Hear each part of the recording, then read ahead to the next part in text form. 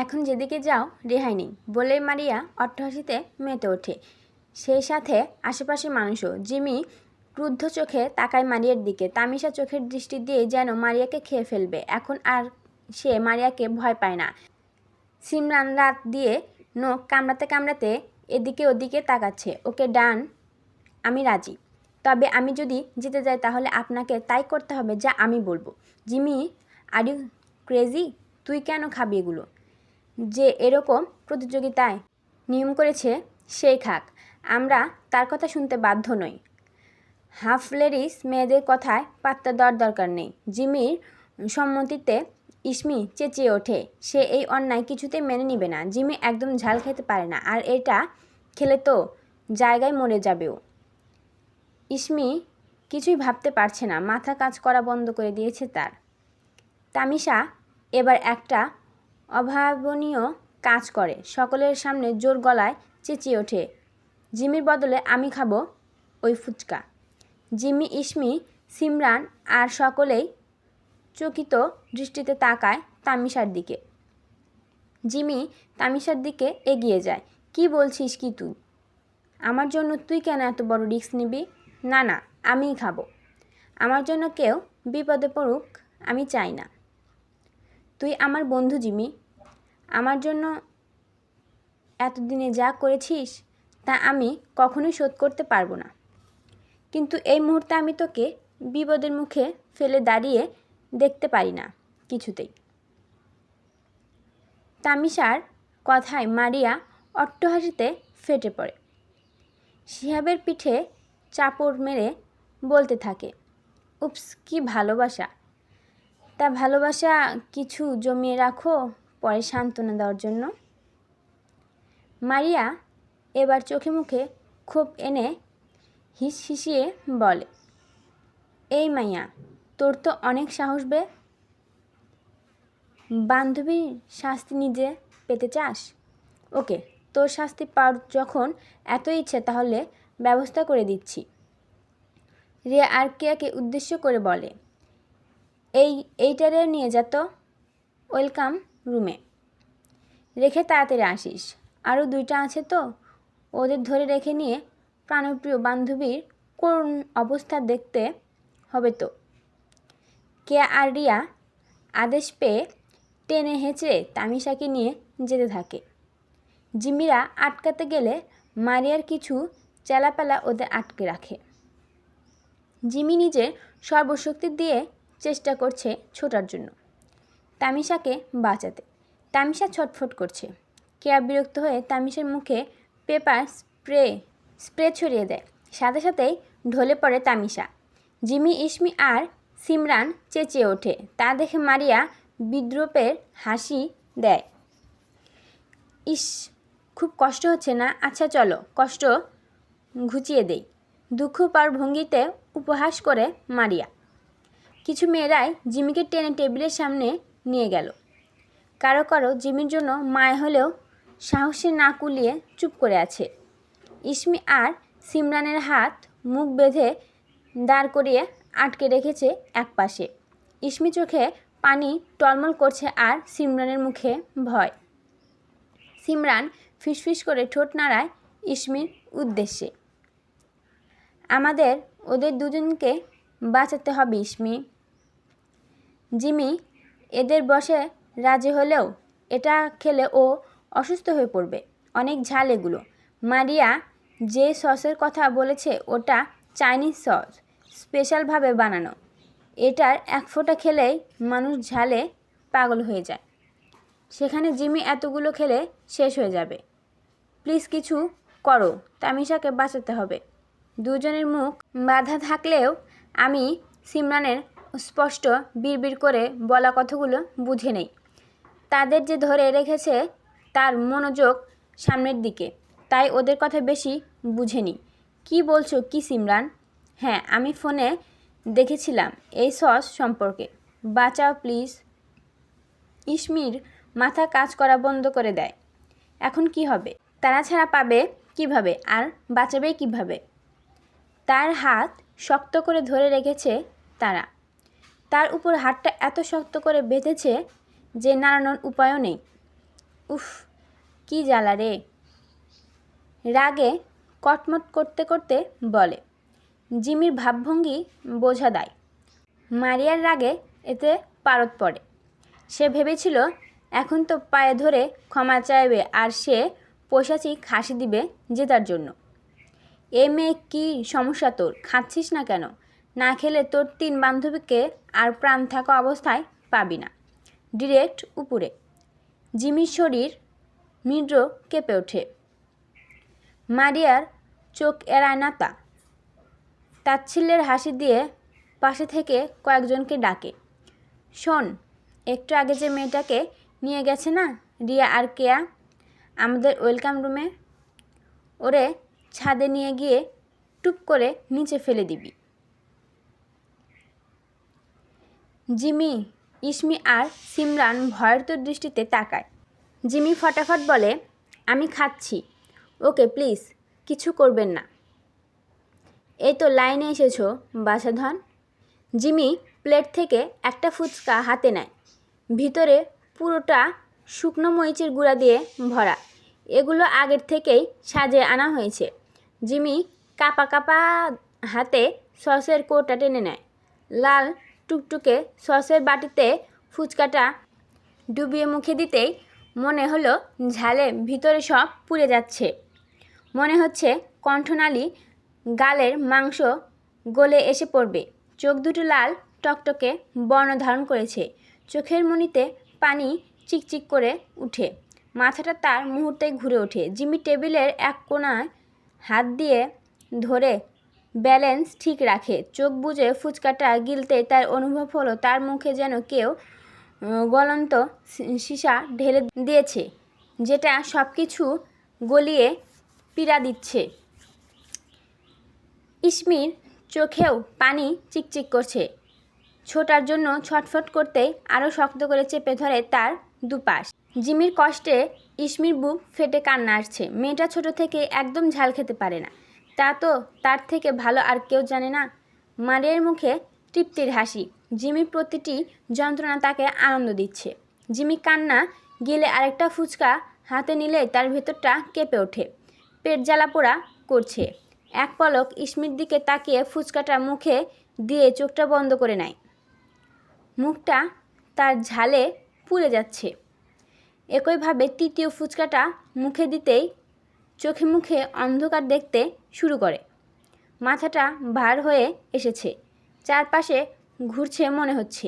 চোখটা আরও রক্তিম হয়ে উঠছে।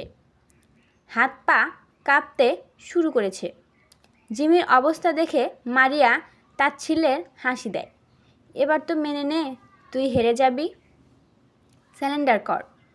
3 নাম্বার ফুচকা খেতেই এই অবস্থা। শব্দ করে হেসে ওঠে সবাই। জিবির কানে সব কিছু ঢুকলেও প্রতিবাদ করার মতো শক্তি নেই তার কাছে। দাঁতে দাঁত চেপে নিজেকে শক্ত করতে চাইল, তবে বেশি লাভ হলো না। চোখটা বন্ধ হয়ে আসছে। আরেকটা ফুচকা মুখে দিতেই এবার তার সহ্য করতে পারল না। মুখে নিয়েই টেবিলের কোণা ধরে নিজেকে সামলানোর ব্যর্থ অভিযান চালাচ্ছে সে। যে কোনো মুহূর্তে পড়ে যাবে। মারিয়াদের হাসাহাসির মধ্যে কেউ ঝড়ের বেগে বাইক নিয়ে এসে ফুচকার টেবিল উড়িয়ে দেয়। মুহূর্তেই বাইকটা সাইড কাটিয়ে সামনে গিয়ে ব্রেক কষে। জিমি এক পলক শুধু দেখল ফুচকার টেবিল উড়ে গেছে। তারপর আর নিজের চোখ খোলা রাখতে পারল না। জিমি পড়ে যেতেই দুটো মেয়ে ভিড় ঢেলে এসে জিমিকে ধরে নেয়। সবার মনোযোগ তখন বাইকের ছেলেগুলোর উপর। তখন মেয়ে দুটো জিমিকে ধরে নিয়ে যায় সেখান থেকে।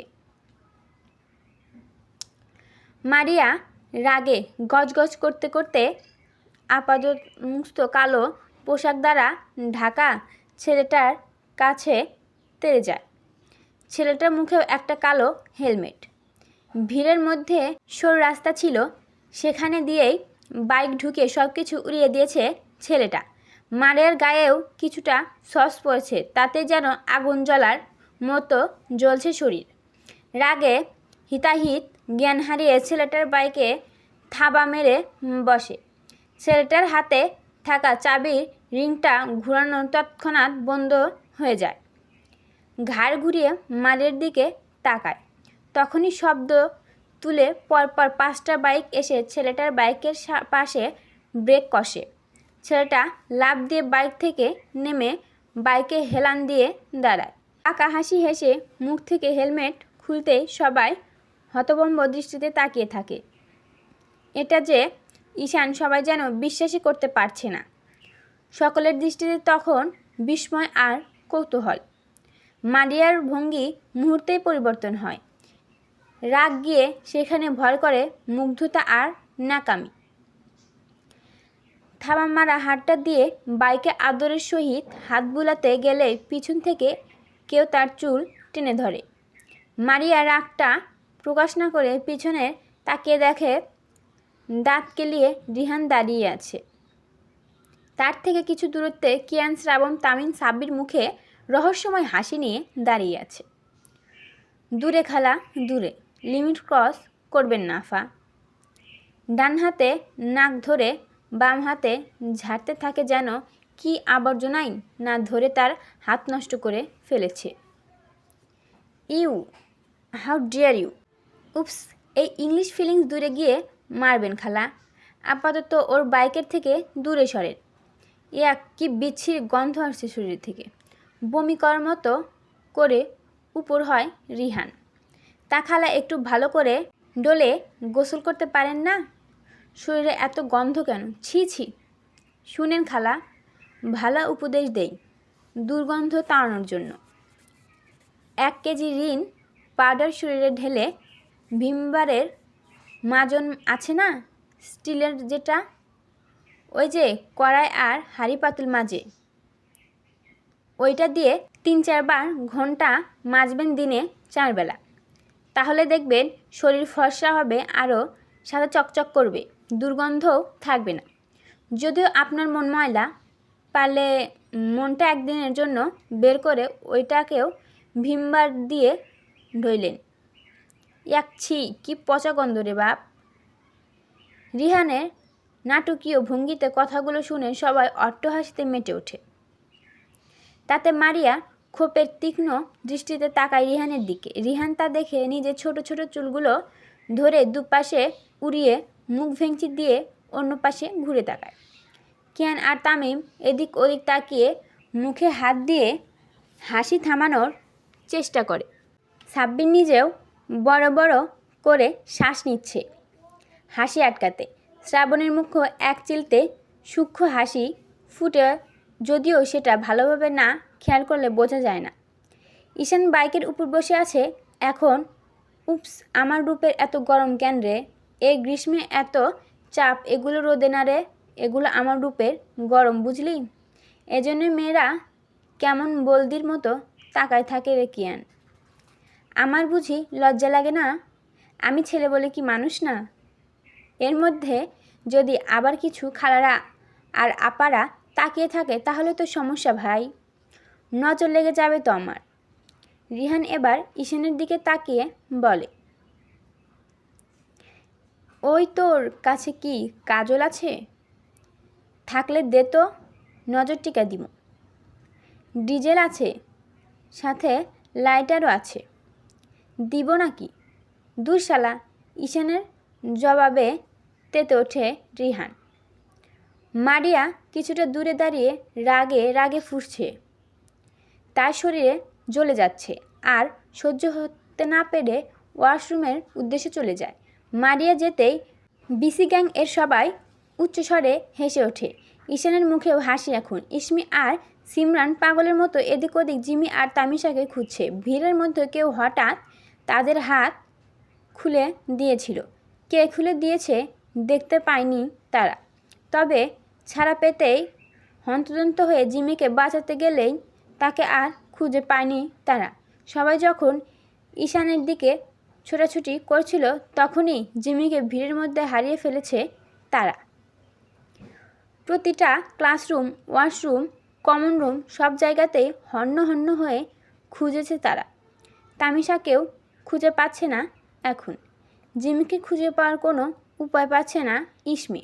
সেই ঘটনার পর জিমি ভার্সিটিতে আর মোবাইল আনে না, এতেই চিন্তা বেড়ে গেছে। তামিশার ফোন সিমরানের ব্যাগে। অস্থিরতায় ঘামছে ইসমি। এর মধ্যে সিমরানও আসছে না।